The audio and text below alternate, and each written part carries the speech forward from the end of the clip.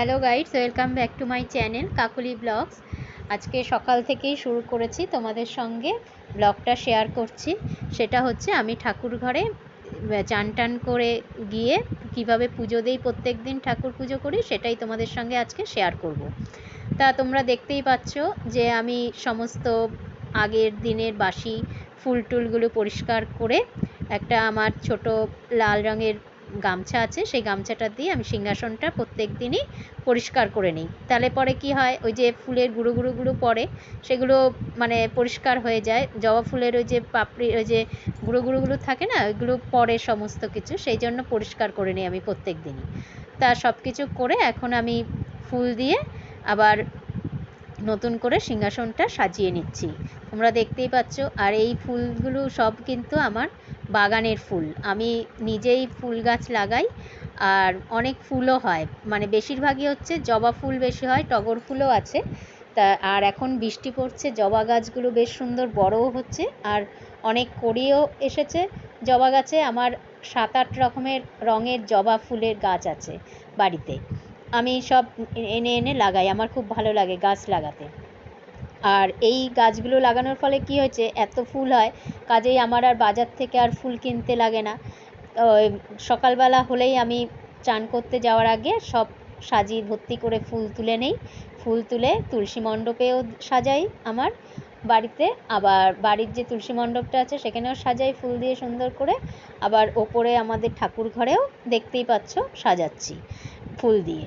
তা আমার এমনিও ফুল দিয়ে সাজাতে খুব ভাল লাগে, সেই জন্য প্রত্যেক দিনই আমি যত অসুবিধাই থাকুক বা যত বৃষ্টি বাদল যাই হোক না কেন, আমি বাগানে গিয়ে সব আগে ফুল তুলবো, তারপরে পুজোয় বসবো। তারপরে দেখো সব ঠাকুরের থালা গ্লাসগুলো সমস্ত কিছু আমি রেডি করছি, মানে ঠাকুরকে পুজো দেব বলে। তা ঠাকুরের সেবায় সব কিছু মানে যা যেটুকু পারি, যেদিন যেরকম হয় সেরকমই প্রসাদ ঠাকুরকে দেই। তা এখানে এটা হচ্ছে ভোলানাথ, বাবা ভোলানাথ, তারকেও মানে বসিয়েছি একটা পেতলের এরকম বাটির মতো, সেরকম ইসের মধ্যে তাম্রকুণ্ড, তার মধ্যেই বসিয়েছি। তা বসিয়ে এবার ভোলানাথের মাথায় জল দেব।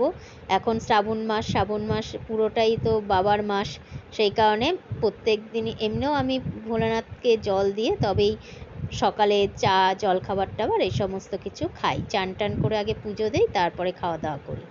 তা আমার মোটামুটি দেখো দেখতেই পাচ্ছ তোমরা, আমি পুজো প্রায় শেষের দিকেই, পুজো হয়ে যাচ্ছে। তা পুজো টুজো করে তারপরে নিচে যাব, কেননা সকালবেলা সব বাড়িতেই তাড়া থাকে, কেননা সবাই অফিসে বেরোয়, সেই কারণে তাদের জলখাবার করে দিতে হয়, টিফিন দিতে হয়, সব কিছুই জোগাড় করে দিতে হয়, সেই কারণে।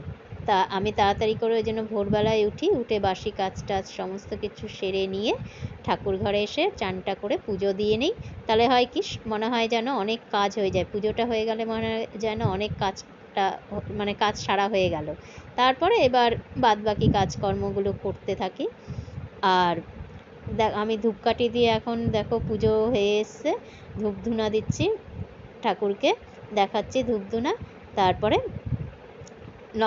নমস্কার করে আমি চুল টুল আশ্রিয়ে সিঁদুর টিঁদুর পরে নিচে চলে যাব, কারণ আমাদের দোতলায় হচ্ছে ঠাকুর ঘর, সেই কারণে আগে উঠে চান করে পুজো দিয়ে তারপরে আমি চুল টুল আশ্রে সিঁদুর পরে তারপরে নিচে যাই, নিচে গিয়ে বাদবাকি যা সমস্ত কাজকর্ম থাকে করি, চা খাই, চা খেয়ে তারপরে কাজকর্মগুলো সেরে ফেলি বাদবাকি। তা মোটামুটি আমাদের সকালবেলা উঠি বলে খুব তাড়াতাড়ি হয়ে যায় কাজকর্ম। তা তোমরা দেখতেই পাচ্ছ আমার পুজো হয়ে যাচ্ছে, আমি নমস্কার করছি, নমস্কার করে টোরে নিয়ে তারপরে নিচে যাব।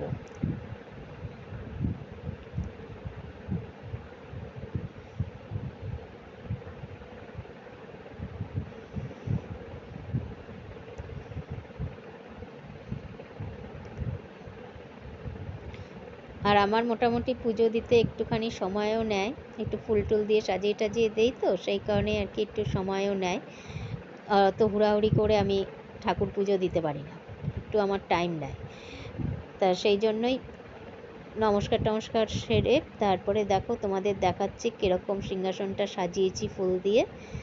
বেশ ভালো লাগছে না? দেখে তোমরা কমেন্টস করো বন্ধুরা কীরকম লাগছে আমার সিংহাসনটা সাজানোতে ফুল দিয়ে।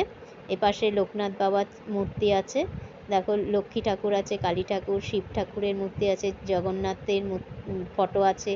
এটা হচ্ছে মা লক্ষ্মীর মূর্তি, সরস্বতী ঠাকুর, রাধাকৃষ্ণ। তা আজকের মতো এখানেই তোমাদের সঙ্গে ভিডিওটা শেষ করছি, আবার পরে ব্লগে